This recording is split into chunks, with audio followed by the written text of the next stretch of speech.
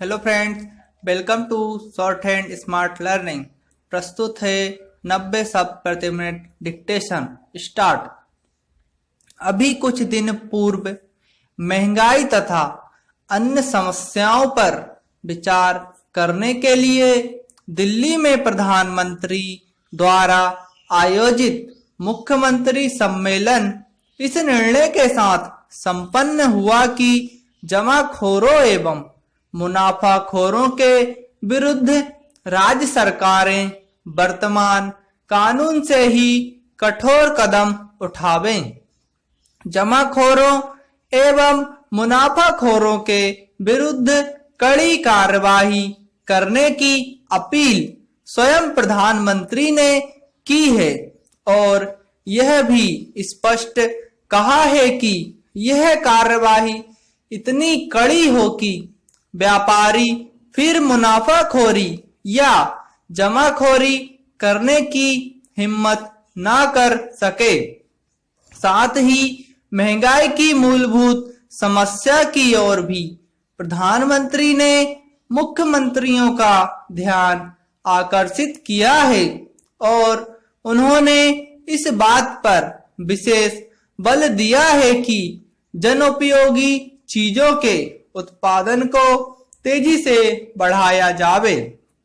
इसी सम्मेलन में नागरिक आपूर्ति मंत्री श्री मोहन धारिया ने कहा है कि नवीन सार्वजनिक प्रणाली का प्रारूप शीघ्र ही राज्य सरकारों को भेजा जाएगा। इस सम्मेलन में देश की आंतरिक व्यवस्था पर भी चर्चा हुई। इस संबंध में केंद्रीय गृह मंत्री श्री चरण सिंह ने यह बात विशेष रूप से कही है कि विगत महीनों में हरिजनों पर अत्याचार की घटनाओं में वृद्धि नहीं हुई है।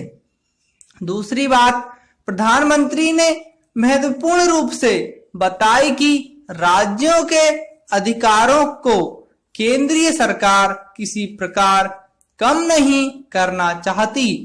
उनका कहना था कि जिस प्रकार दृढ़ केंद्र की जरूरत है उसी प्रकार राज्यों में सरकारों का स्थायित्व आवश्यक है। प्रधानमंत्री ने विशेष रूप से उन राज्यों को आश्वस्त करने के लिए ही यह बात कही है जहां गैर जनता सरकारें हैं। इस सम्मेलन में मीसा कानून को फिर प्रभावी बनाने से इनकार कर दिया गया क्योंकि गत 19 महीनों के आपातकाल में यह कानून बुरी तरह बदनाम हो चुका है। जनता पार्टी के वायदे के अनुसार एक नागरिक अधिकारी आयोग भी गठित करने का प्रस्ताव इस सम्मेलन में केंद्र की तरफ से आया है। यह आयोग स्वागत योग्य है क्योंकि अभी भी हमारी सामाजिक व्यवस्था में वर्ग एवं वर्ग भेद मौजूद है और वह देश की प्रगति में बाधक है। उसी के कारण हरिजनों पर अत्याचार, आदिवासियों से जमीन की छीन झपट आदि घटनाएं होती रहती हैं।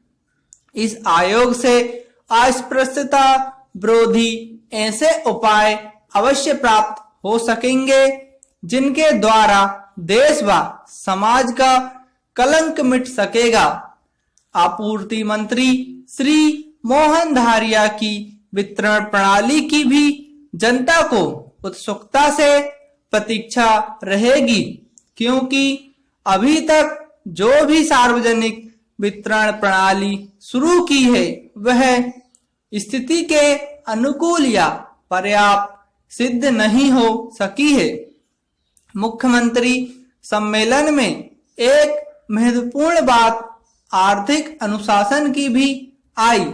जब देश में ऐसी स्थिति हो कि आधे राज्य में एक दल की सरकार हो और आधे में दूसरे दलों की, तो वहां आर्थिक अनुशासन और भी जरूरी हो जाता है।